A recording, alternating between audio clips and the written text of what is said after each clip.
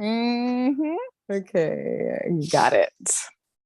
It's preparing, it's setting up our meeting for YouTube Live. Here we are.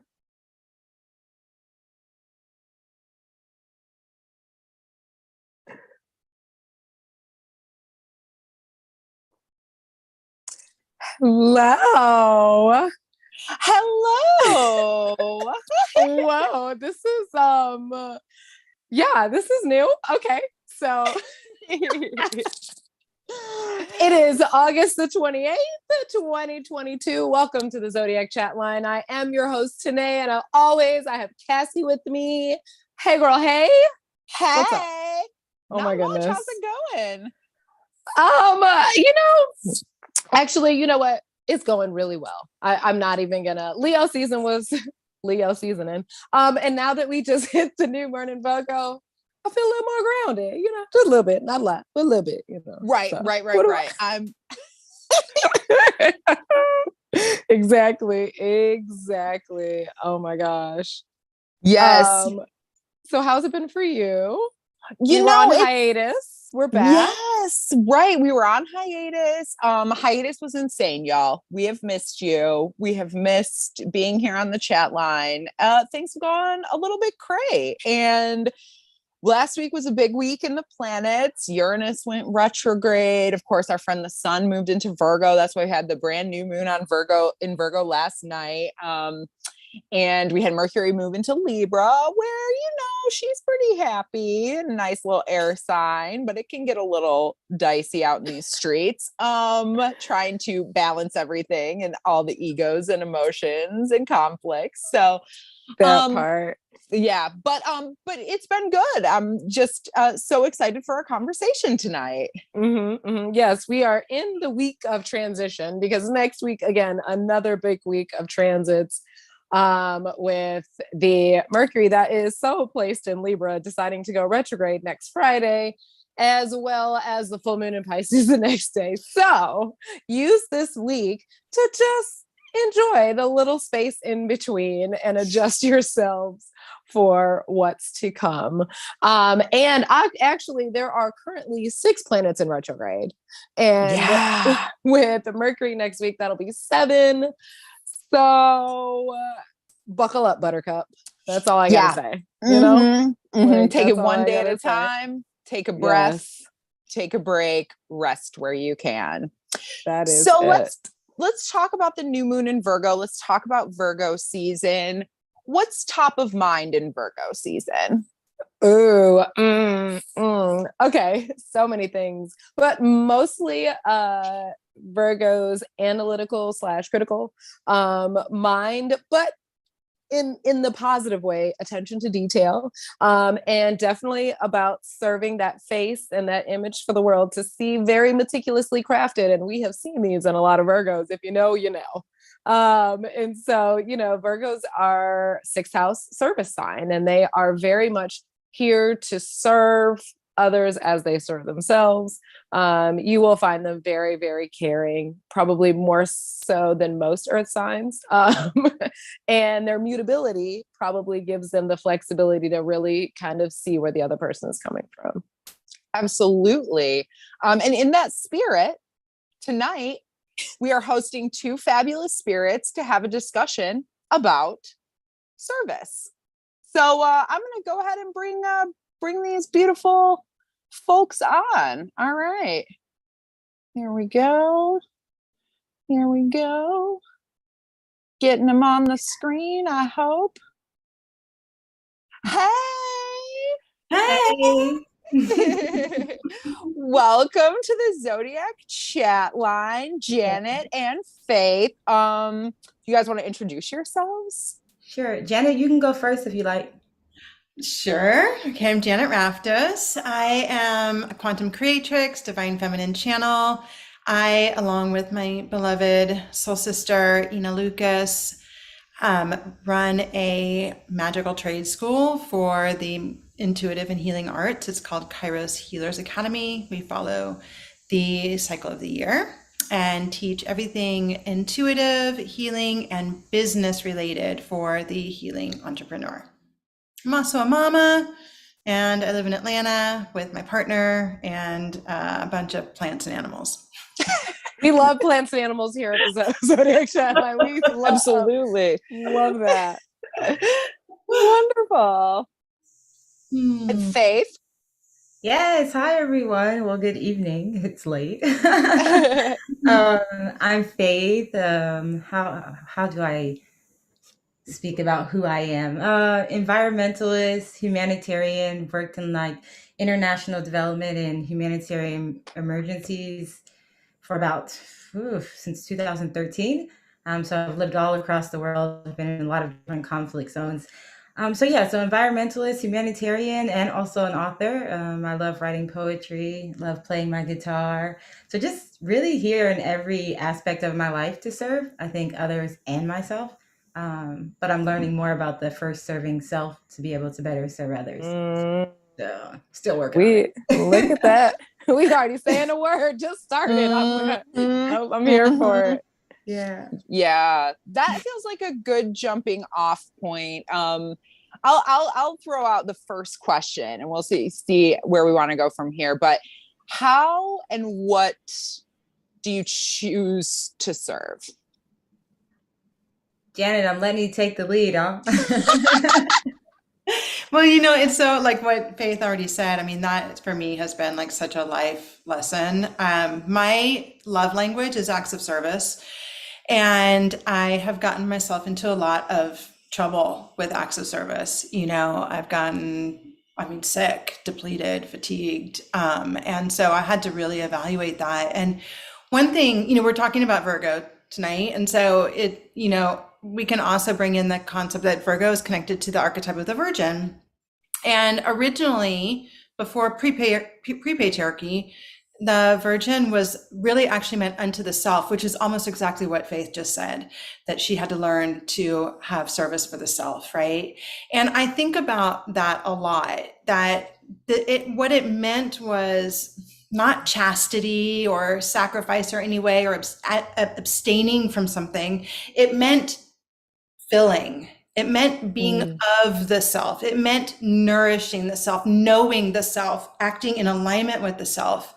And for me, showing up what I've learned, going from that place of pure depletion to now coming from a place of abundance, right? Like abundantly devoted to myself, abundantly nourished. And when I am caring for myself in that way, when I'm full in that way, then service is like this natural offshoot, right? It just flows out of me because I am full to overflowing. I'm not trying to, scrape up the like dregs of energy I have to give, which led me to, like I said, fatigue, depletion, resentment.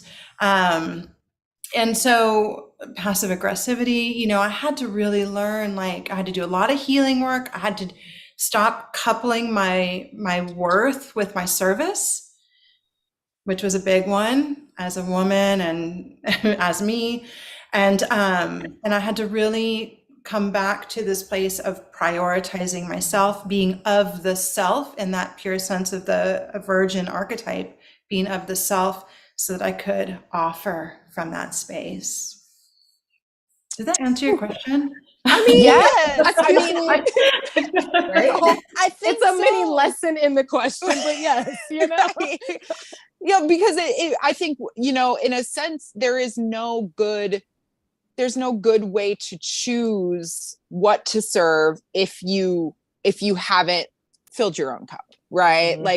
Otherwise you're making a choice from a place of lack or like a scarcity mindset, right? And then you're sort of inevitably going to make the wrong choice. And maybe not inevitably, but I think it can often make the choice more difficult. And like you said, kind of put you in a place where you can't really see it for what it is. You know what I mean? Like, yeah. What do you think, Faith? What called you to the service you've done already?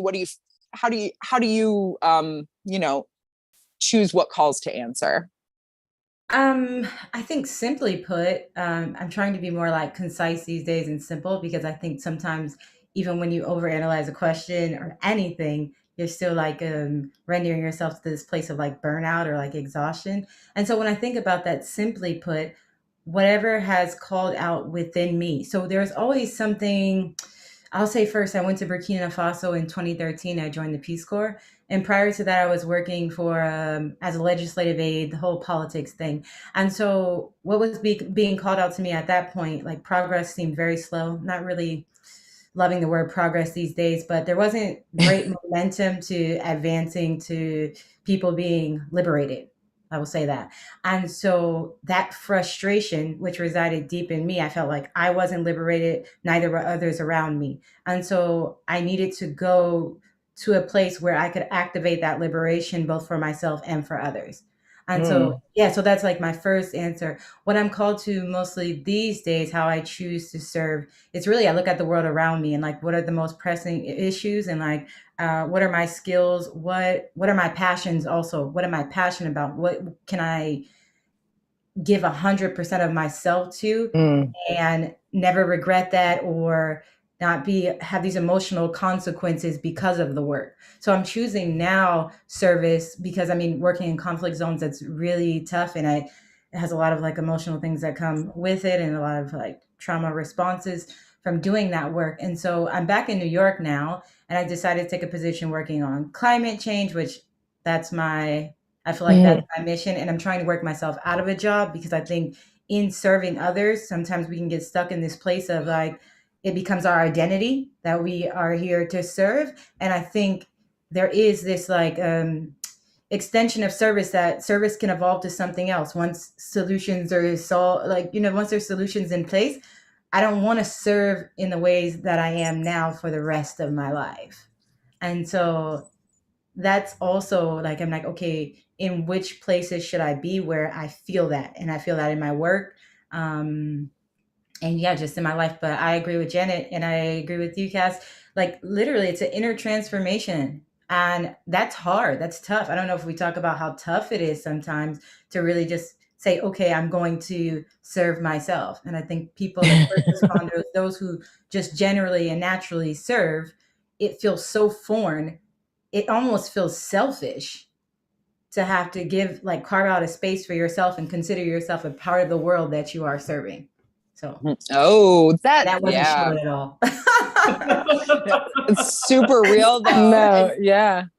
Thinking of yourself as part of the world you're serving, that's such an important lesson as well. Like it's so easy for us to think we have to be like superhuman or whatever and solve every problem, and forget that we're here to also accept service, like when we need it. What do you think, Tennah? How do you figure out what to do? Right. Let's see. So my lens is colored differently, in that I have seen service as in being in an industry where you have to serve other people. And then growing up, going to a school that required community service of me as a part of high school graduation. And so that was kind of my first, relationship with service and how to serve. But both of them, speaking on serving yourself first, is so vital, especially for women. And personally for me as a Black queer woman, it is so important that I really, really serve myself, because everybody always asks women to come in and clean up a mess, right? So I just really love focusing on that. And also in the tarot, the Hermit is represented by Virgo, which is also, if you see it in the Rider-Waite, the Hermit is holding a light and trying to find his inner star and inner wisdom. And that is definitely like the best part about Virgo season, is really going in within yourself and finding that self-love, self-care, self-serving need in order to be able to shine out to the rest of the world. But I think a lot of us now have taken that back and allowed ourselves, and not, as Faith said, like, yes, it does feel selfish, but the reality is like, it is more selfless to really serve yourself first. The airplane, they tell you all the time, put the mask on yourself first before anybody else. And that is always a good lesson in service, I think. And, what about you, Cass? Man, I struggle.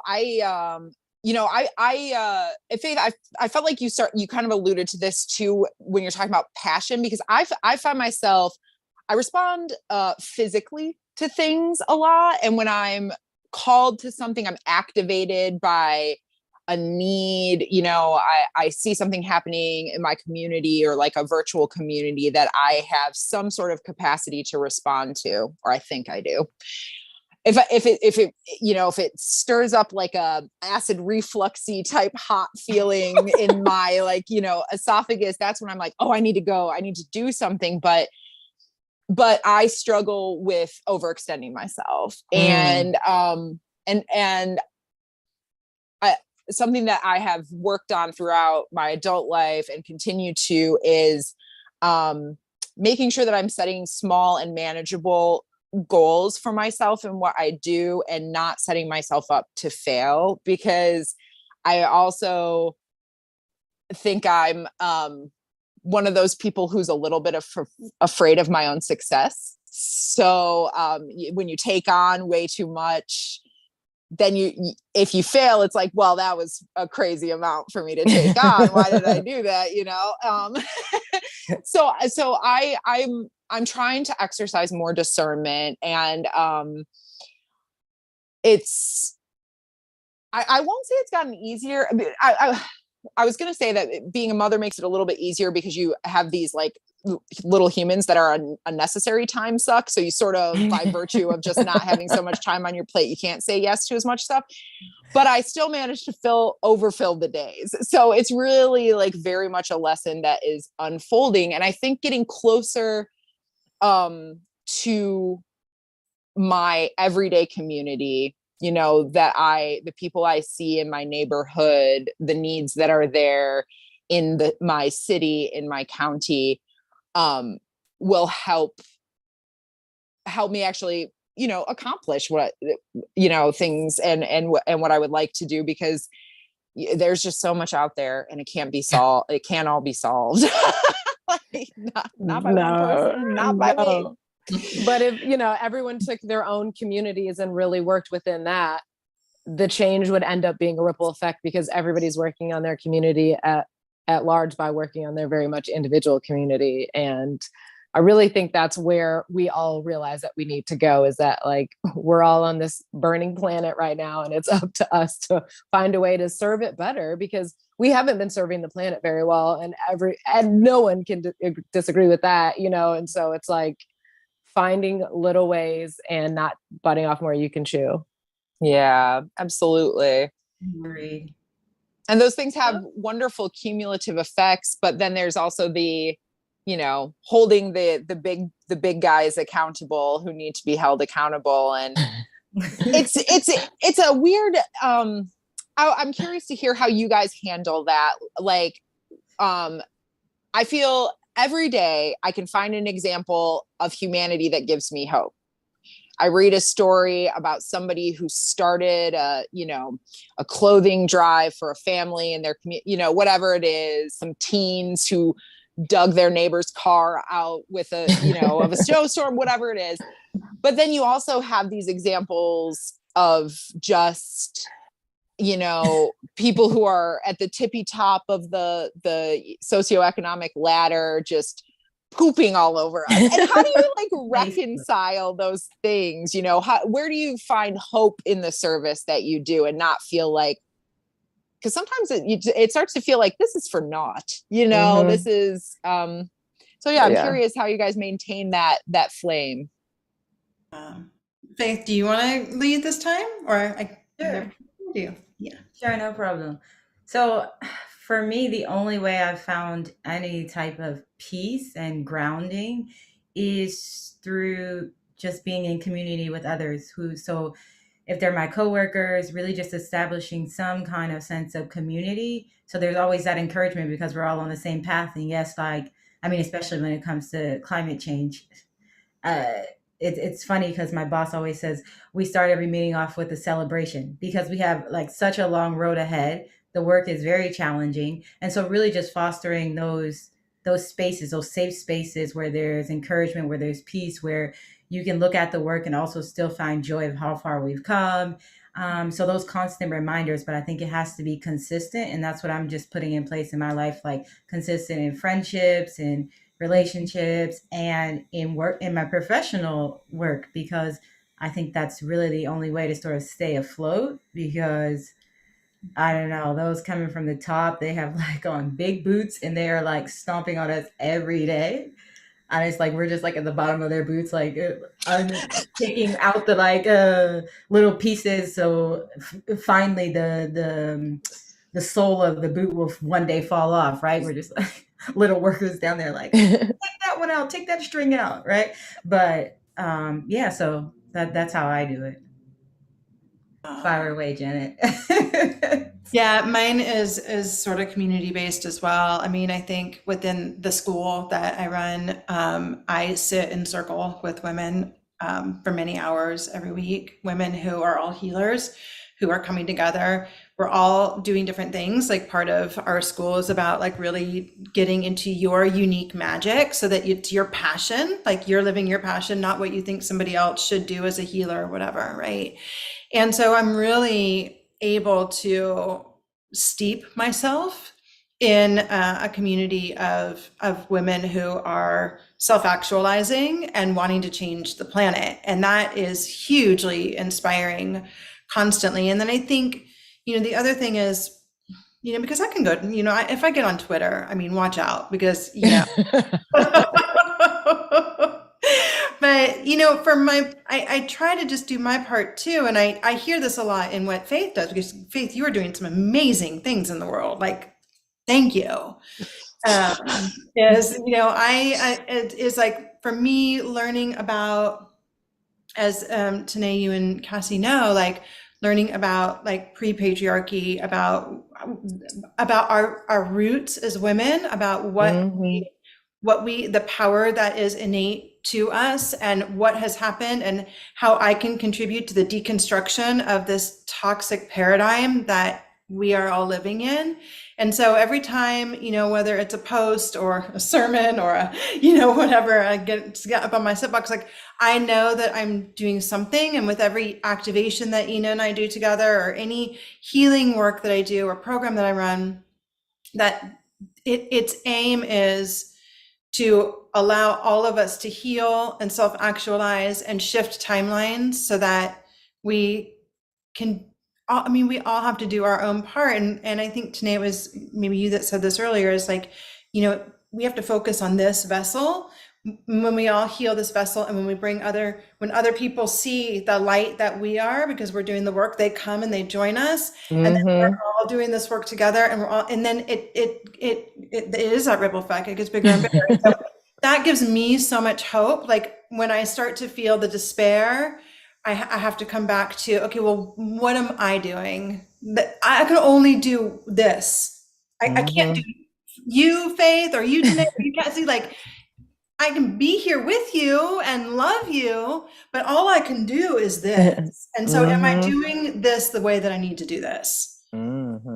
That's, and the crazy part about like the world that we're in right now is that all of those people are quote unquote elected civil servants, and they're Cassie, but their idea of service to their constituents is definitely not the idea I think that their constituents have of what that means. And even police officers are civil servants. You're serving a community and doing a certain thing, and it just doesn't feel like that anymore. And I know that not all people are, it's like, it's not all people. That is, everybody is right. It is not all people, but it is enough to where the rest of us are like, what the fuck is going on? Is there anybody that is going to come in and really be a civil servant and take that job seriously enough in order to make the change where it's going to have a better effect on the majority, not the 1%? Let's just be real, because that's what we're looking for. Not even, and I just think that I respect both of you women beyond measure. Janet, I've known you forever, so you already know we go way back. And Faith, Cassie tells me all the time of all of your adventures. I'm waiting for your own personal autobiography to come out, because that will be the read. New York Times bestseller, already claiming it, just throwing out there. Thank Anyway, Curious. but the ability to just really step out of yourself and shine and give your light, like allow others to just be in your light and realize, damn, if they could be this, imagine if I tapped into myself, what else I could bring, because we all bring our own, as Janet said, individual magical gifts to this. And it is up to us to make that healing go from way back when to all of the terrible ways the patriarchy has made this not a good place to live. And even more recently for women, I think the Roe v. Wade has activated a lot of more women into their very grounded virgin energy and been like, okay, I'll raise you, you know? So, but what you said earlier, Cassie, about service. So yesterday I have a short story. So yesterday I have a slow leak in my back tire. And so I went to the QT, because if you're in Atlanta, you know, QT is supposed to have free air. Of course I went there and it was not working, but fortunately I had a backup tire pump in my car. So I kind of filled up my air. Well, this guy pulled up behind me and I looked and I was like, hey man, this doesn't work, but I'll let you use my air pump. You know what I mean? Because it was like, that was my way of being like, you know what? I can help this. I can't do anything else, but I would hope that if I had a flat tire, somebody could help me. So I helped him out and he was just like, thank you so much. And I said, pass this good deed on to somebody else. But like, for me, that was like, it was right up the street. It's serving my community. Cause to me, like, everybody is a human being and deserves just decency, just one person to one person. And it was a person that needed help and me, I could help them. And it cost me nothing but a couple minutes of time. So it's my good Virgo deed for the day yesterday. That's amazing. I want to just chime in with two just quick comments, following up on what Janet spoke about. I think also there's a great need. This is just my own perspective for like sort of like lifting these voices of service, right? And I think that's what we're here doing. And if there's more transparency, I think then the outcome will be more motivation, right? It will be just as contagious as these oppressive forces. Like, they're very loud, they're very vocal, they're very organized, and yeah, they have this network. So no one's like out of the loop. They know what's happening. And it's like, if we could only establish that too, like acts of service, or like have this mapping. I'm like a huge mapper. I map everything. It's really insane. But like this mapping of like, not even like organizations all the time, but just like people. Like this person is in like Texas doing this, like on his farm, you know? And then there's just the digital map or whatever. And people can just see like that the work is being done. And I think that's motivating. And then the second thing I was going to say, having active hope, right? So I don't really like the word hope either, because I'm just like, just go into action. And I've like battled with understanding what hope means. It seems very passive to me, but I just changing like my perspective about it. I was like, have active hope. Like doing this work and serving, we must like really believe that things are going to change, and not like if you're starting to slip away, find a way to be grounded back in hope, because otherwise the work is exhausting, and yeah, it's burnout. Could also be quite depressing. And so, yeah, I think really just finding the peace and hope and carrying that with you into the work, like making the work be about peace, also making it be about a bigger revolution than just the act of service. It's like, no, this is the act of service with peace. This is the act, give it something, like give it a punch, right? It's like, we're fighting a system. And I'm like, give it a peace punch. An institution that like seems to grow larger by the day and has so much force. And so I think we have to fight back also in service with like peace, with joy, like make also serving fun, because it's like, it gets real exhausting when things get just, a little mundane and like every day this is the routine and it's really hard and sad. You're like, ooh, like, I'm not going to keep doing this. Well, but go ahead. I'm actually curious for both of you, like, what was your first act of service that, like, when did you first witness service in your world? Like, witness that as a service and go, oh, that's what that is, and kind of take it from there. I have no idea. I really honestly have no idea. Like nothing stands out to me. But I will say this, that I always felt like I had to serve. And I don't know if I came into this from another lifetime, I don't know. Like I always was, the highly sensitive, empathic kid who was trying to take care of everybody else. So that's always been there, but I don't know that I necessarily, like, there wasn't an event. It was a feeling that I always had. And I'm sure I experienced it and witnessed it in the world, but we're also indoctrinated with it.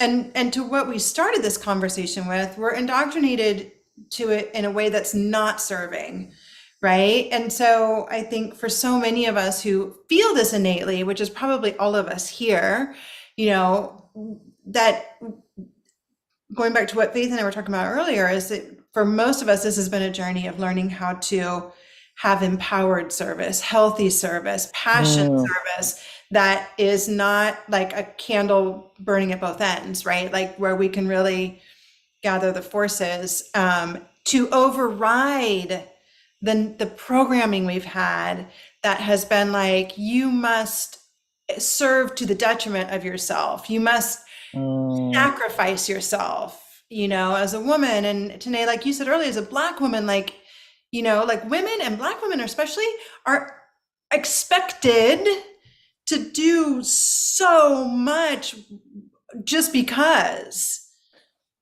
there's not even an exchange in there, right? And so I think that for a lot of us, it's just there, and we have to learn, we have to heal from the expectations. We have to heal from attaching our worth to it. We have to heal from attaching love to it, and then get to that space that Faith and I have both really been working with over the course of our lifetimes of like, this is a passion, I'm showing up for it, and I'm taking care of myself first, and it's coming from a focus.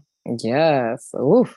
All right. For me, my first, I guess, the first time I understood service, or I guess experienced that, was, maybe I'll say, growing up.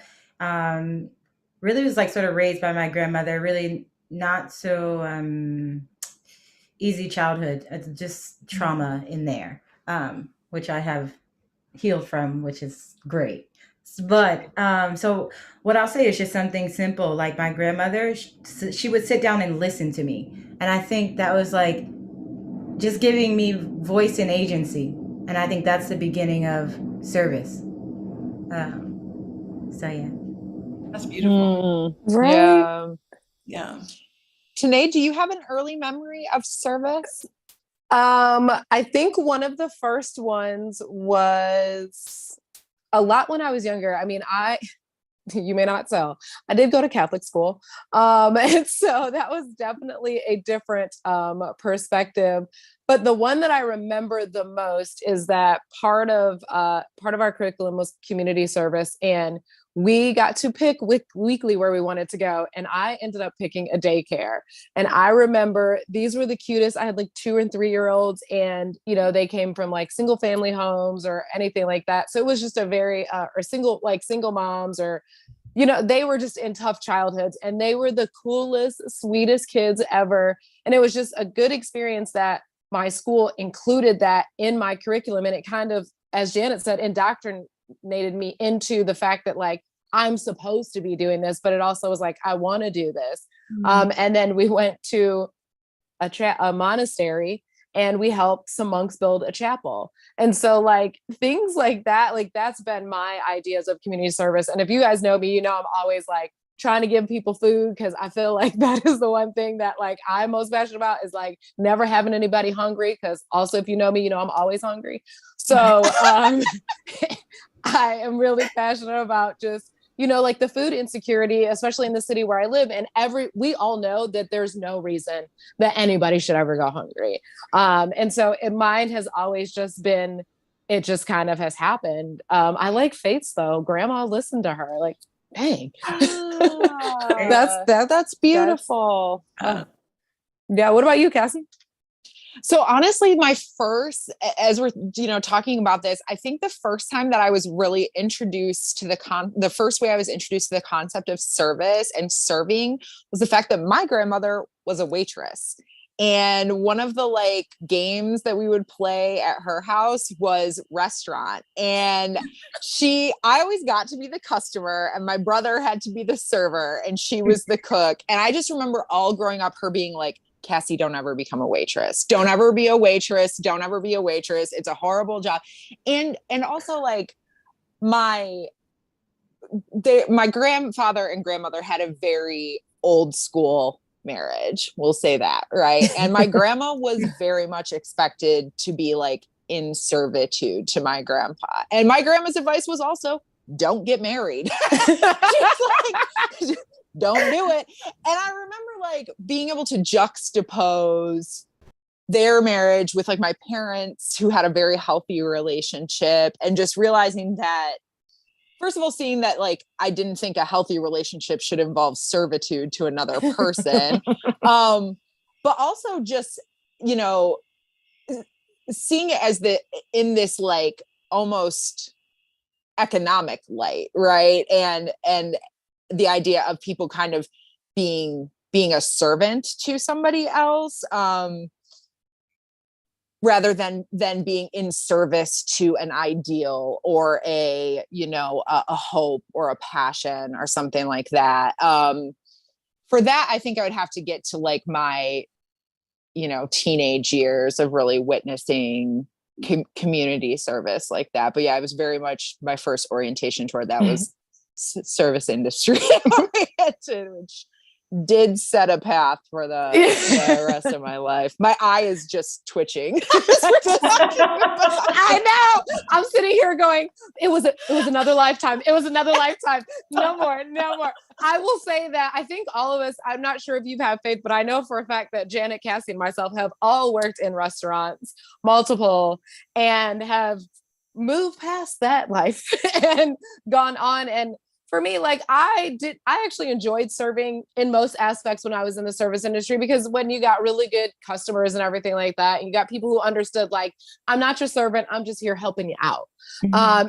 And just, it was more of a mutual respect of like, this is just a process, not like I'm your servant. And that was a line drawn for sure. But I definitely think that, respect your service industry people. If you go out to eat, please respect them and take care of them, because that is a hard job. It is not for everybody. I will tell you, it is not for everybody, but get them people their tips. That's right. Give them their money. Give them their money. Yes, we are here for the coins. Right. All right.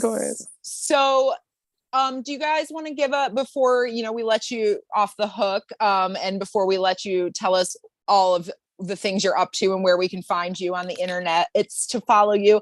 Any last thoughts or tips for our audience as they go into Virgo season? A message to send them with, anything you want. I think a couple things come to mind. First, stay hydrated. Like really, like think about the physical body. Think about the emotional body also.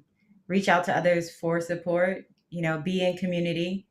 Try not to be burdensome on others. Seek the help that's really appropriate, because be gentle, kind with yourself, but also with others. And I think sometimes we can dump a lot on other people without thinking about the outcome, the emotional outcome, or if they even have the ability to hold that space. So I think being very mindful, mindfulness with yourself. Yeah, that's super important. And also worth mentioning that in addition to service, Virgo also rules our health, the health of our physical body. So yes, hydrated. Janet? Yeah, what is it called? My herb of this month is calendula. I have like some cards. I've been studying herbalism, but I have some deck of cards and they all have herbs on them. And I just like this morning just picked one because I was like, what do I need to help with my health or like, and yeah, calendula came up. So it's a really good herb. Nice. Look into it. But. I would say to check in with yourself when you have the opportunity to provide service, or you desire to provide service, or you are expected to provide service. Just checking in with your body. How does this act of service truly feel to me? Does it feel like a yes to me, or does it feel like a no? And if it feels like a no, then to really honor that and to put that act of service towards yourself, knowing that that moment of being self-orienting will actually allow you to be more of authentic service to others on the other side of it. All right now. Great. Yeah. The no, one of my friends told me when I was in Cameroon, the no will set you free. Because we were always like, yeah, she said the no will set you free. And every time, just like Janet said, every time in my mind, because people ask me to do a lot of different things, and I'm just like, the no will set you free. Girl. I cannot. Y'all heard it here first. That is the quote of the week. Let's keep that going. The no will set you free. All right now.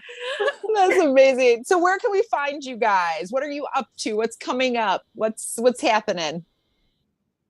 So I most of the work I do these days is through Kairos Healers Academy.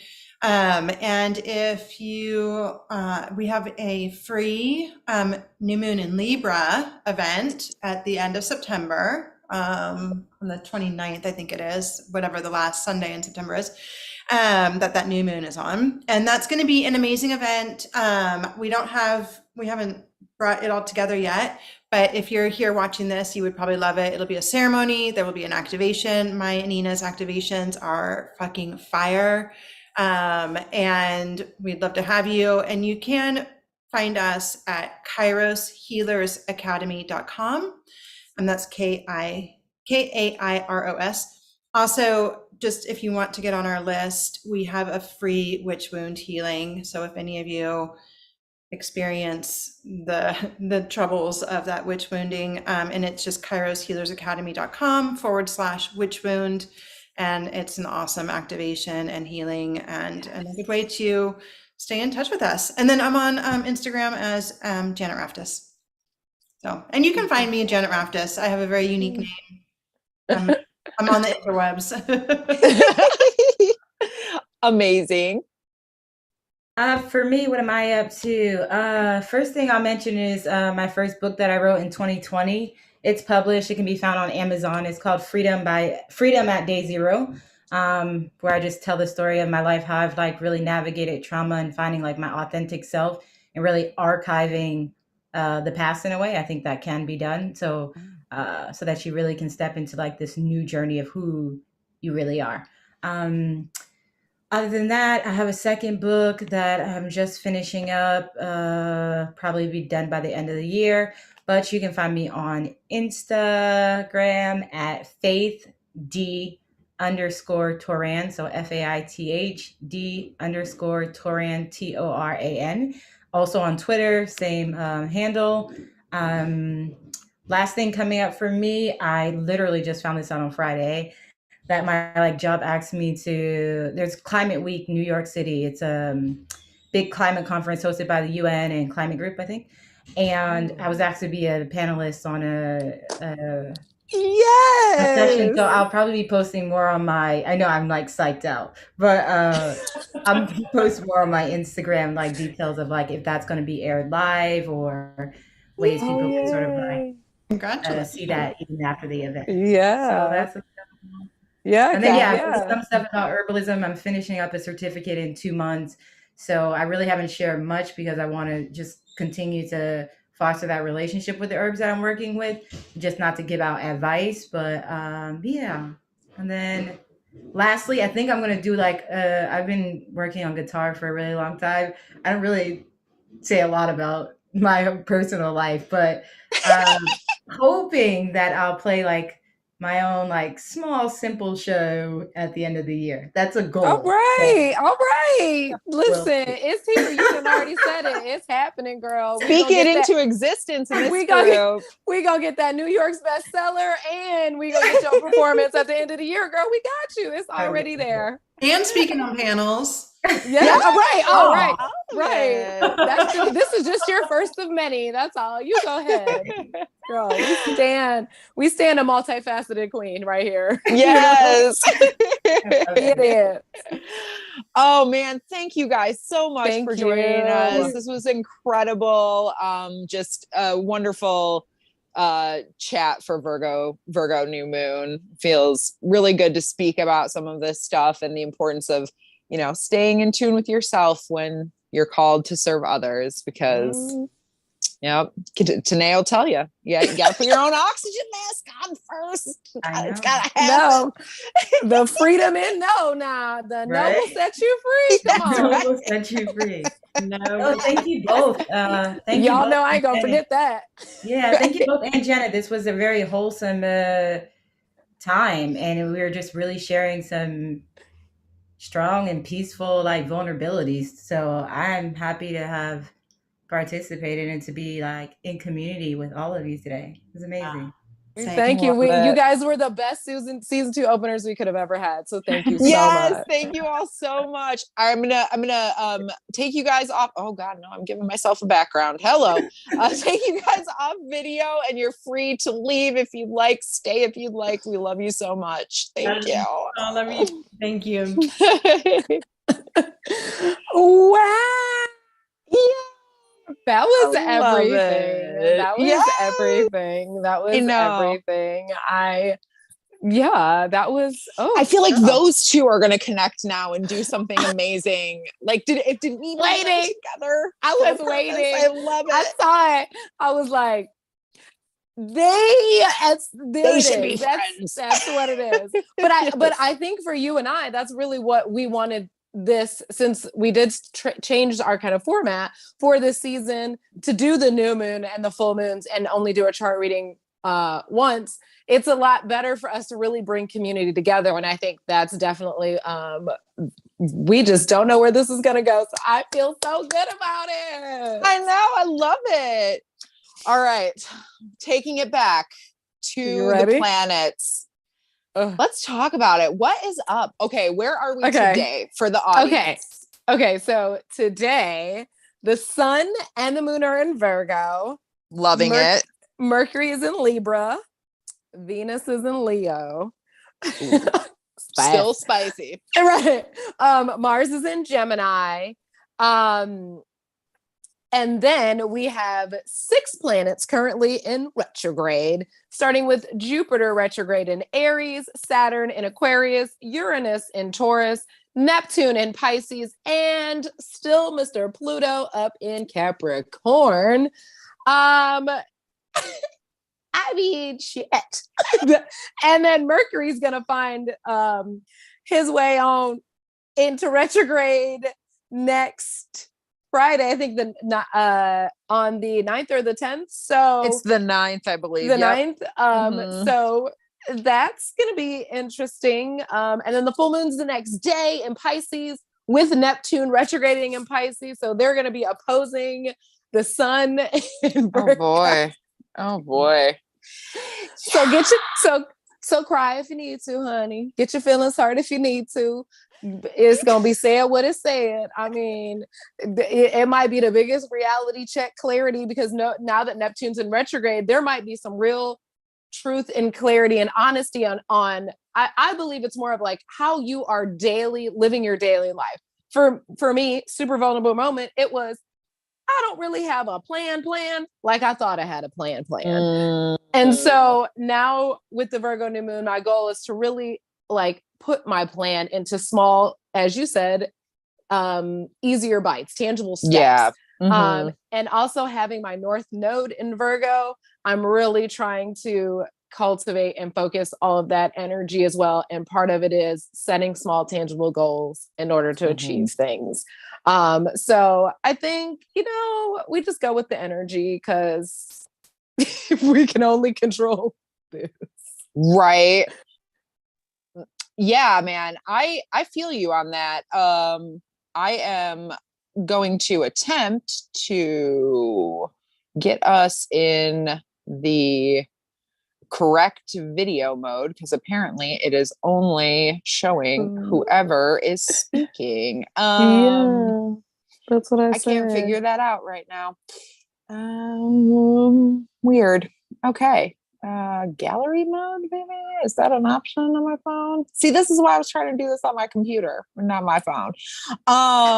But you know, I can't. We're gonna go with it. Yeah.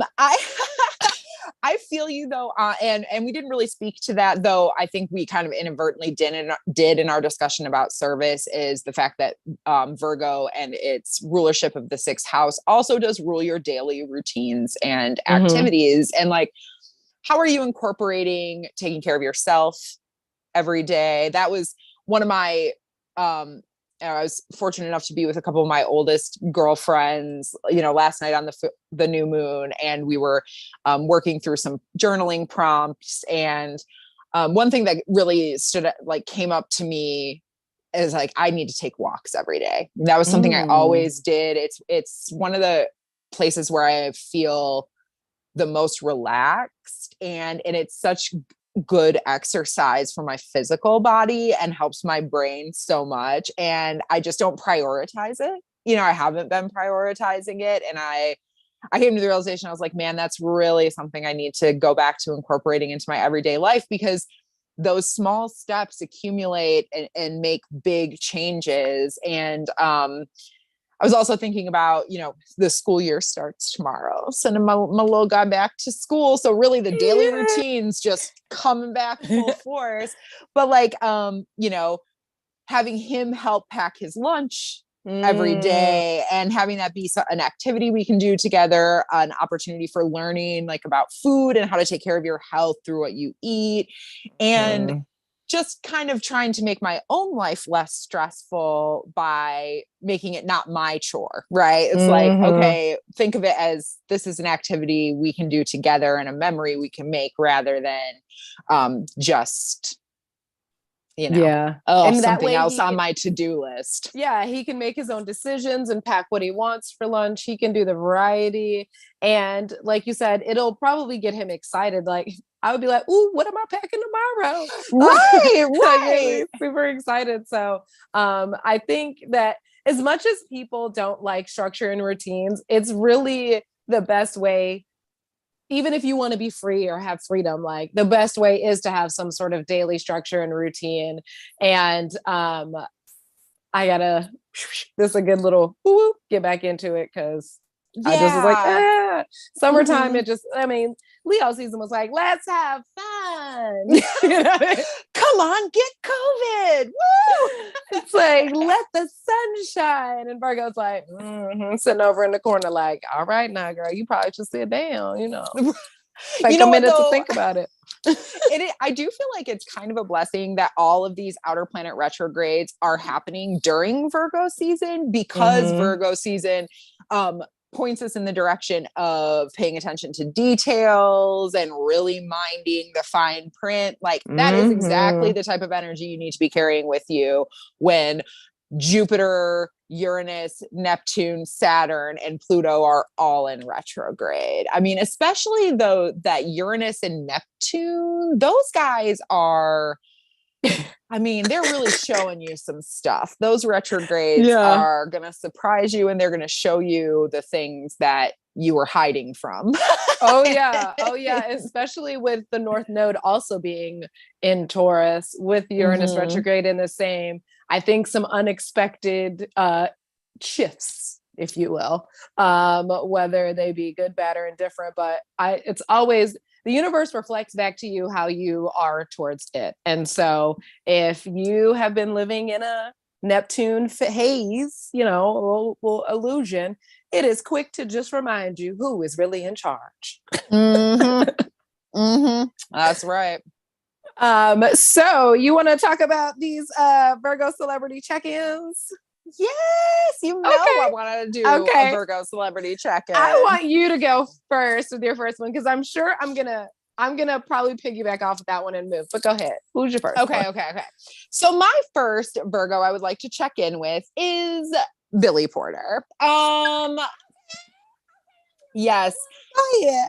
I did not know that he was a Virgo until I was doing some research for this episode. And I just love Billy Porter. I love that he is breaking down barriers for gay men on TV. And I love him out here just tearing politicians to shreds, on TikTok. It is so satisfying to me.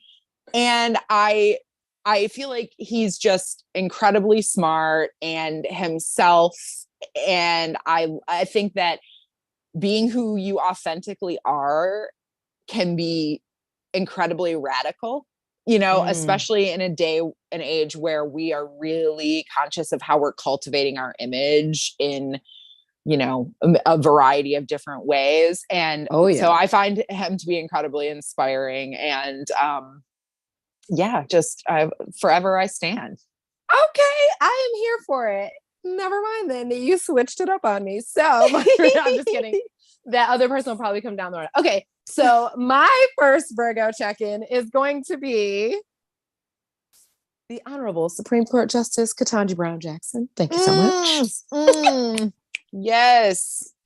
And for many reasons, but she's the first Black woman to be nominated and elected to the Supreme Court ever. But ever. But we stand very much a Virgo queen judge. If Virgos knew anything, they can judge.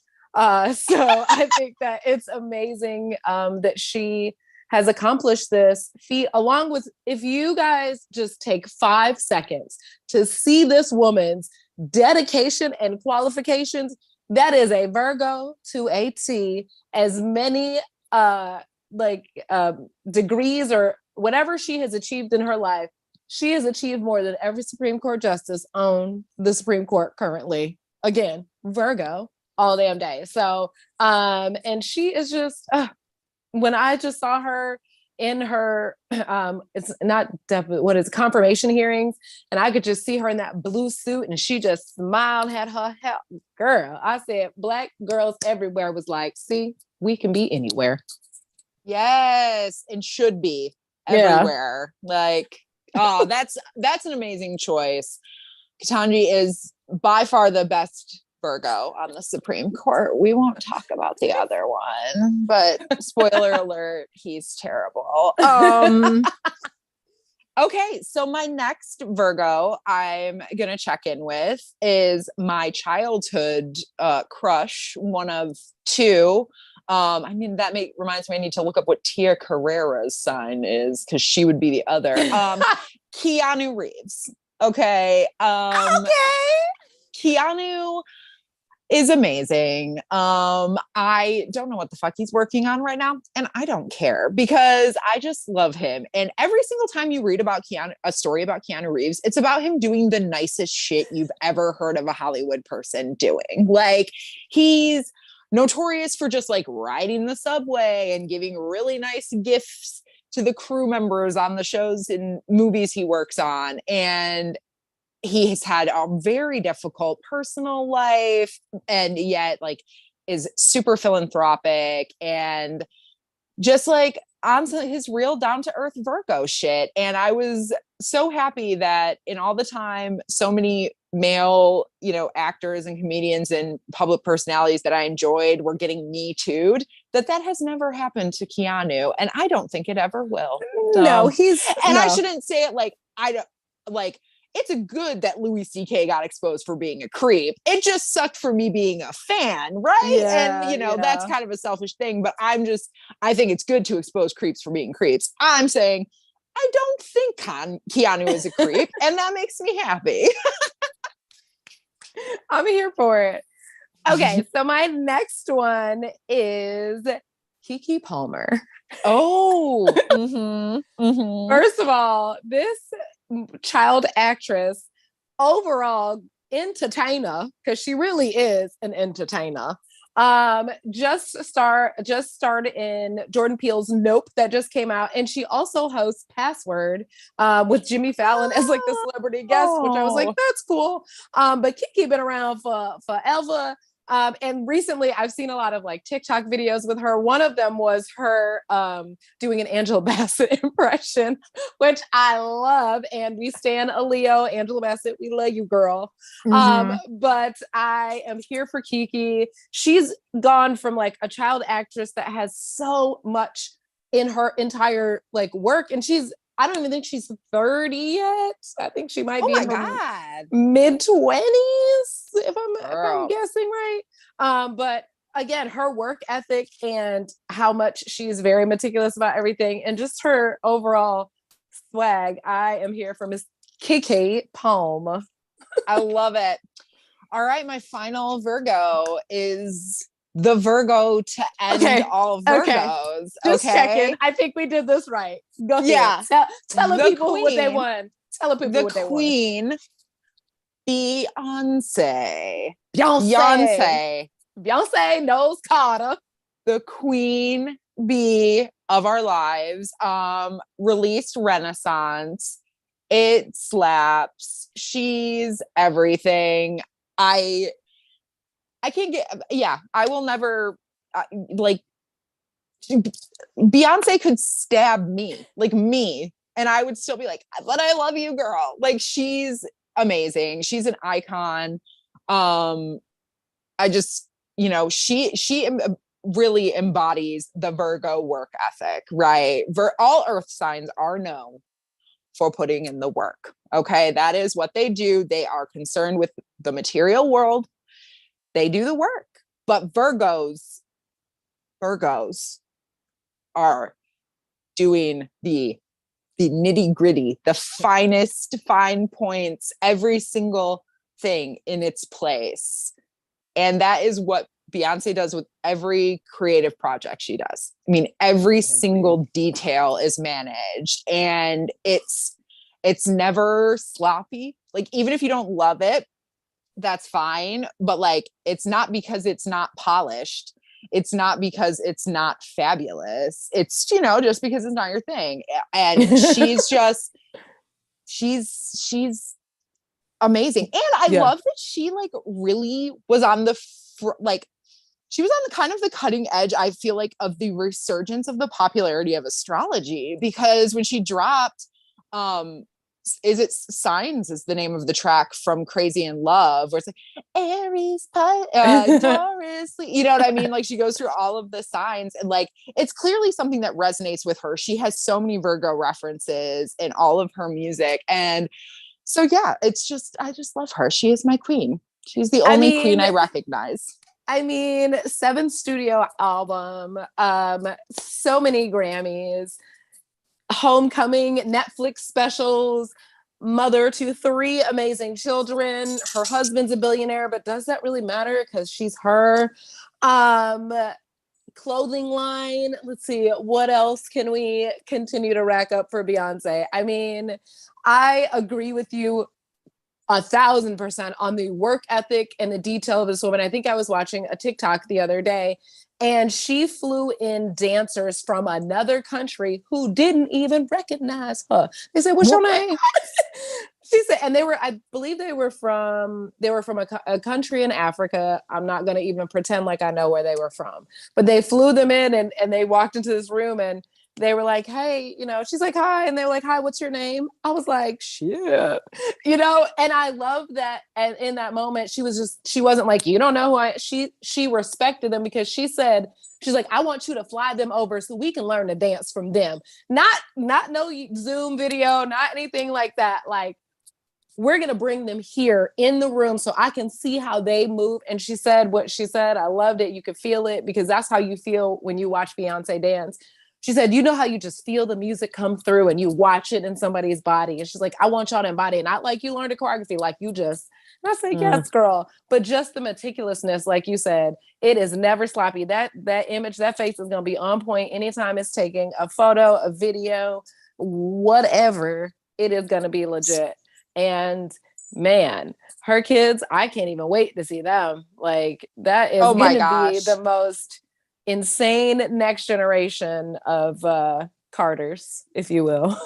Right? Oh yeah, I can't wait. And yeah, she's, kind of going back to our conversation with Janet and Faith, I feel like she is somebody who has been able to show us like in Homecoming, especially, I was very interested to kind of hear her talk about her personal struggles. And you realize, like, just, logically, when you stop and think about just the concept of even being a celebrity, how much of your energy you have to give in, like, it's just the nature of fame, right?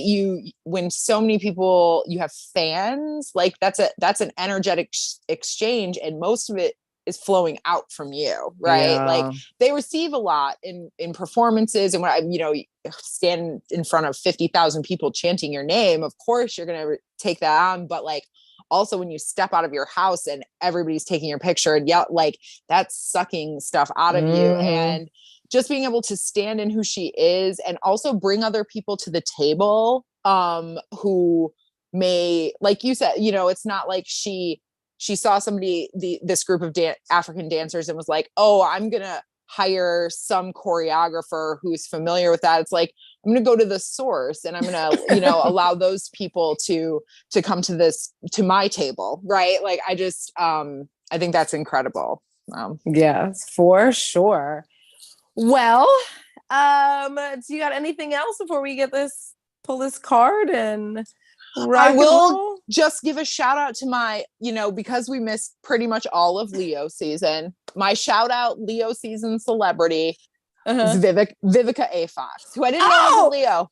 Oh, she's gosh, yes. Absolutely. Fine AF. I should have known from the main. She's just gorgeous. I always loved her because she sang the main song from Pocahontas, and that was like my favorite movie as a kid, even though I haven't watched it as an adult, and I'm sure it's terribly culturally appropriating. But anyway, love her, and found out that she's got like a Lifetime movie like empire, and she just had 2 new ones drop in July. So good for you. Get that money, Vivica. I love that for you. Listen, Vivica gonna stay getting some coins now. Do you hear me? Stay getting some coins. I love her. I'm just gonna go ahead and piggyback my Leo again. Just bring up Miss Angela Bassett because ma'am will be in the new Wakanda Forever coming up, the second Black Panther in a couple months. And that woman has done it all, been in every kind of movie, and never fails, never misses, ever misses, and is stunning at whatever age she is, because we not gonna share that, but that woman, we live for Angela Bassett. Absolutely. Yeah, she's 33 and she will be forever. So yeah, American Horror Story proved that, right?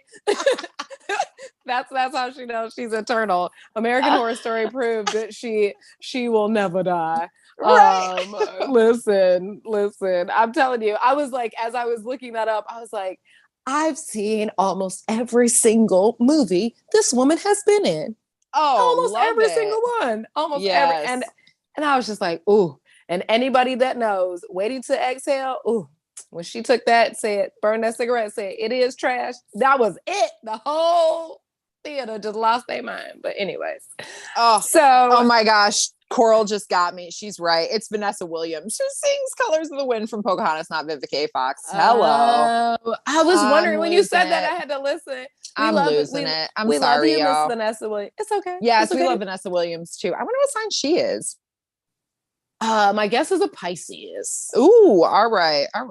But I could be wrong. Yeah, I'm gonna look it up. So what deck are we pulling from today? Well, because I feel so inspired from our service talk and knowing that working within our community, I chose James Van Praagh, his oracle, the Power of Love activation cards. Let me see if I can get this together. Boop, boop, boop. Okay, wait, almost. Look at this. There we go. Yes, the Power of Love, y'all. Girl, you already knew. March 18th. Go on. Girl, look. I always be knowing. Oh my God. That's that's my little guy's birthday. I love it. Yes, we love a March. Yeah. Yeah. Yeah, March 18th. You can tell though, like that she has that Pisces glow, you know, like very similar to Rihanna, very like mermaid mystical-ish. So we love Vivica. We love Vivica. We love Vanessa Williams, who also See, Ugly I'm Betty. sorry, I have started this confusing thing. Yes, Vivica Fox was deaf in Ugly Betty, right? No, Vanessa Williams. Vanessa was. Williams. Yeah, Vivica. You I guys. don't think Vivica Fox. No, she was in. No, Vivica Fox wasn't in that. Vivica Fox been in. She's been in a ton of movies. A ton of movies. We love Vivica Fox. Side note: she did date 50 Cent, but that's a whole nother story that we don't want to talk about. You know what? Ooh, this is fancy. We got creativity, y'all.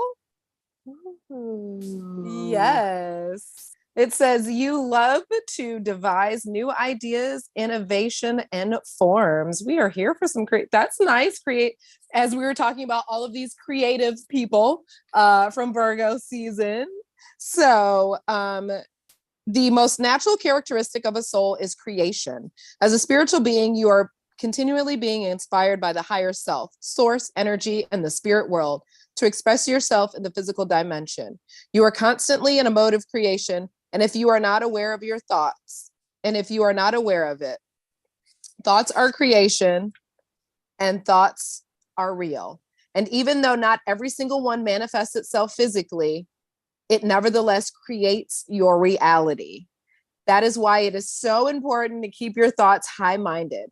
Judgment of yourself and others lowers your vibration of love. Your thoughts don't belong only to you. Their energy is part of the collective consciousness. Your creative spark may ignite and inspire the soul or mind of another. When you are blocking your creativity, you are not fully expressing your soul. This blockage may manifest in a number of ways, such as physical pain, anger, depression, anxiety, and isolation. There may also be feelings of living an unfulfilled life. Always remember that you are of God and God is creativity. As a loving, visionary person, you can see the potential for that which has yet to exist in physical reality. You are able to turn imagination into form. The more you attune yourself to the loving energy of your heart, the more receptive you are to inspired ideas that bring Earth closer to heaven. Yes. It always works out. Perfect. Yeah. That was great. Well, guys, we will be back. Thank you so much for joining us. Faith, Janet, thank you. We will definitely be posting all of your information in our description box below and also over on our IG. We will also be posting that so you can find them again. And thank you guys for joining us on our first YouTube Live here for the new moon in Virgo. We will see you in 2 weeks for the full moon in Pisces, and we will have a special guest and we will be reading their chart. If you have any questions, please do not hesitate to reach out to us at the Zodiac chat line at gmail.com. Send us questions, go follow us on Instagram or the TikTok. At some point, you will see your girl over there because Cassie's been so good at it. I'm going to keep saying it out loud to call myself out just so she doesn't have to. And with that said, is there anything you want to say, girl, before we get out of here?